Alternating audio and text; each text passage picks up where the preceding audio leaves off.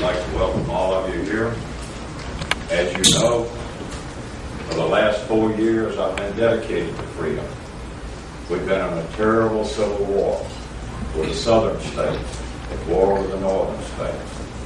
The last 4 years, we've lost well over 600,000 young American lives. During this war for the last 4 years, I've been dedicated to two things: freeing the slaves if the opportunity arose.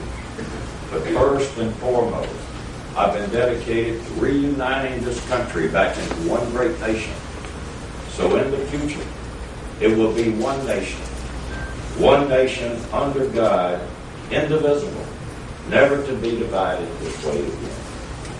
During the last 4 years, I wrote the Emancipation Proclamation, but I had a problem. Very briefly, there was a constitutional problem. And very briefly, let me explain to you what happened. A slave in the United States lived in a slave state, then a free state, then a slave state. He sued for his freedom. It went all the way to the Supreme Court. He lost. Slavery was legal. Slavery was constitutional.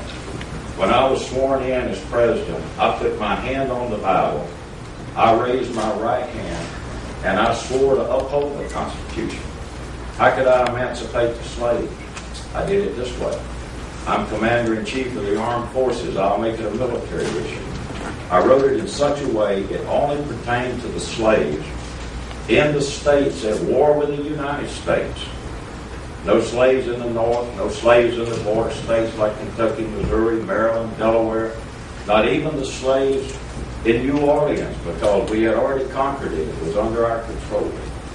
The thinking was, maybe they would revolt, join our ranks. We started enlisting black troops about that time.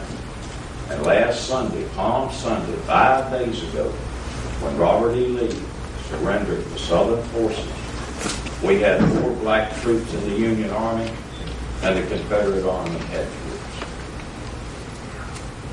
After I wrote the Emancipation Proclamation, I dedicated myself to correcting this constitutional problem. I was determined to get the 13th Amendment to the Constitution, abolishing slavery, passed by Congress. We had 2 states join the Union during this terrible war: Nevada, West Virginia. I lobbied all the new representatives and all 4 of the U.S. senators coming into the Union to make sure they supported me in getting the 13th Amendment to the Constitution, abolishing slavery, passed by Congress. I've been successful.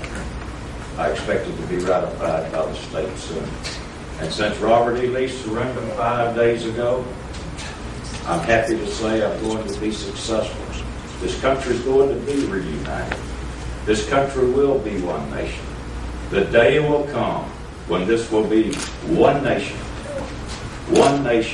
under God, indivisible, never to be divided this way again. And since the slaves are being freed with liberty and justice for all. Thank you.